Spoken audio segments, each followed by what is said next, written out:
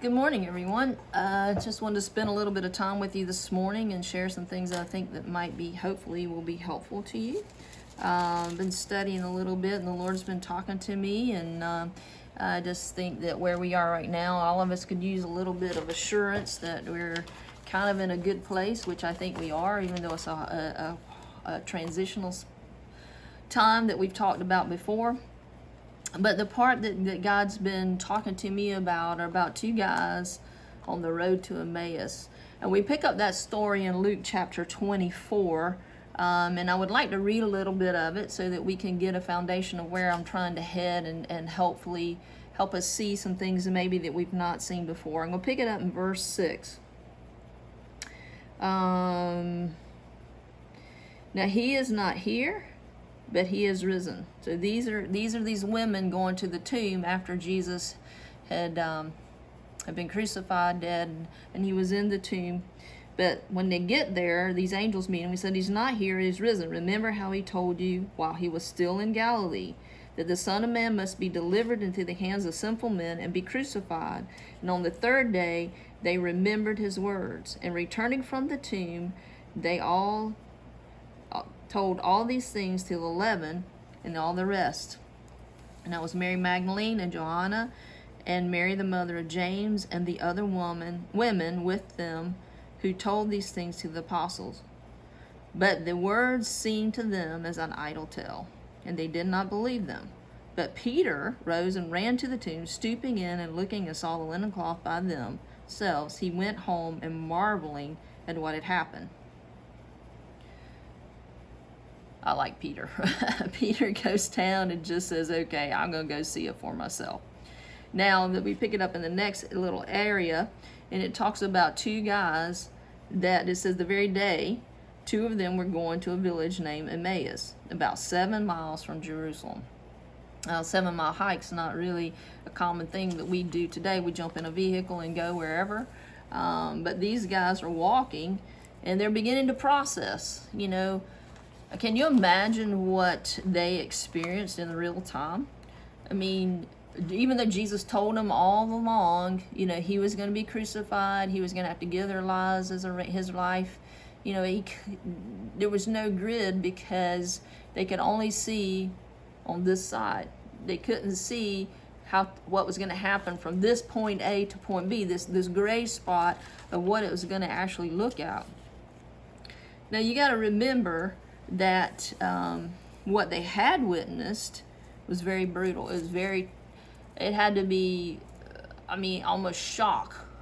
We see different movies and things like that, but actually live in that experience when they're coming and capturing Jesus, they're taking him before the Pharisees, they're taking him before Pilate, all this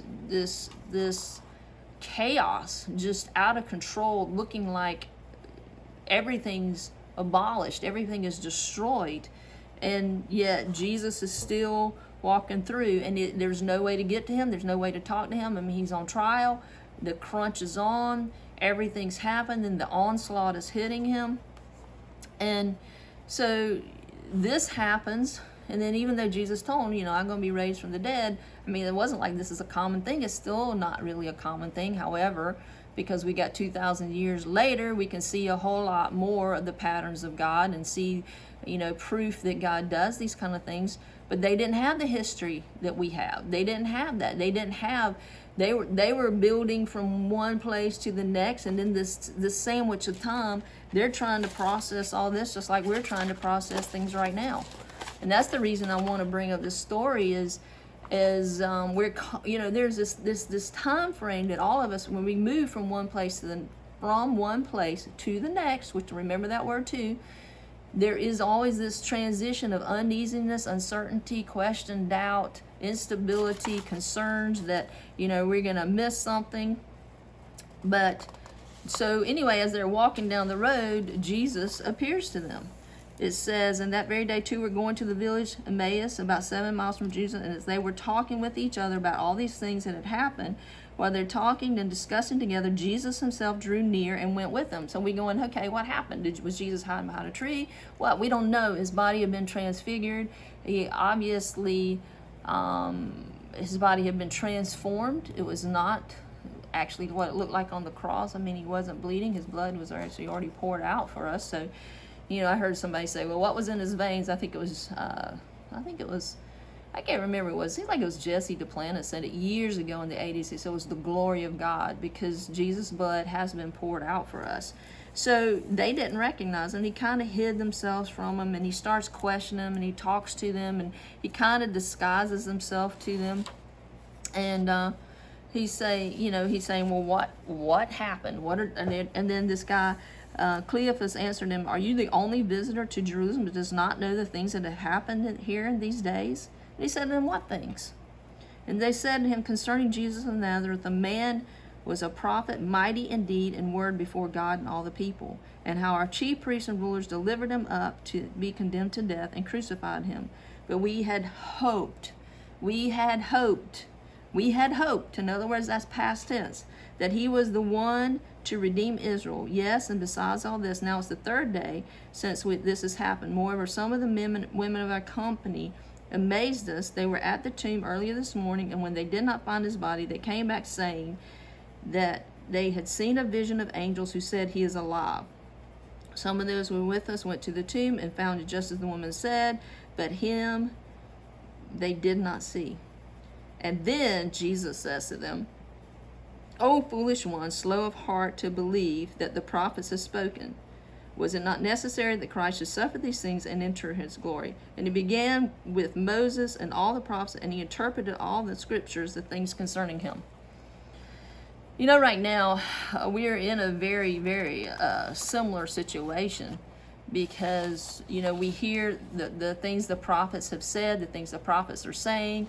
We do not have, you never know what you're going to do going into something. You know what you have done. Sometimes we say, I would never do that. I would never do that. But when the gun's pointed at you, you're not going to know, like Peter. Peter thought he would never deny Jesus, but he did. So you can never say, I won't do this or I won't do that, because you don't know until you've done it. Because the power of our choice and our decisions, whether to believe or not believe, or obey or disobey, that's such a big part of us. And we talked a little bit about choice before. What is it that they were lacking? Why was it that they were so lost, I think, in this situation? Proverbs 13:12 says, hope deferred makes the heart sick, but a desire fulfilled is a tree of life. Think about that. If we don't have hope, we almost become sick. We become lost. We become without orientation. We become, like a ship out in the middle of the sea with no compass. I love the King James Version of Hebrews 11:1. It says, now faith is the substance of things hoped for, the evidence of things not seen. I think the thing that we're battling with are the same things that the guys on the road to Emmaus were battling with. They had lost hope. They were battling with a lack of hope. This 7-mile journey, Jesus began to say, look at this in the scriptures. Look what I've been trying to tell you. Look what is my plan for you. And each thing that he was saying, it was like one step higher, one step higher, one step higher. But they still had difficulty comprehending, what he was saying. But something really happened in verse 30. Because when they got to the place they were going to walk on, Jesus was acting like he was going to go on. They said, no, please come in, have dinner with us. So he sits down to dinner, and he says he blessed the bread, and he took the bread, he blessed it, and he broke it, and he gave it. And when he broke it and gave it to them, their eyes were opened, and then he vanished. Because Jesus is really after bringing us to a place that our faith becomes substance, that it becomes a rock, it becomes unmovable, it becomes firm, that we know that we know that we know that we know.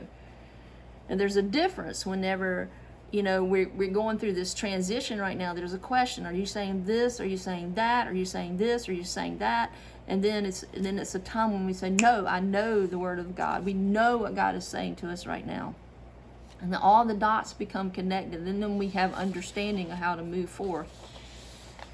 You know, the process of learning to hear God's voice, or you know, sometimes He doesn't speak. Sometimes you remember in the movie of C.S. Lewis's books. Which one was it? I think it was Prince Caspian. And anyway, they were getting ready to go into a battle, and Jesus, Aslan didn't show up. He didn't show up. He didn't show up. I'm like, why are you not showing up like you did before? Because Jesus always comes to us in a different time, in a different angle, because He's working in us to become like Himself. And so He's not always predictable. You can't say, Jesus, I'll meet you here at 8 o'clock. And don't be late, because He was late. I mean, even whenever Lazarus died, I mean, He showed up when He wanted to show up, and there's reasons for everything that He does.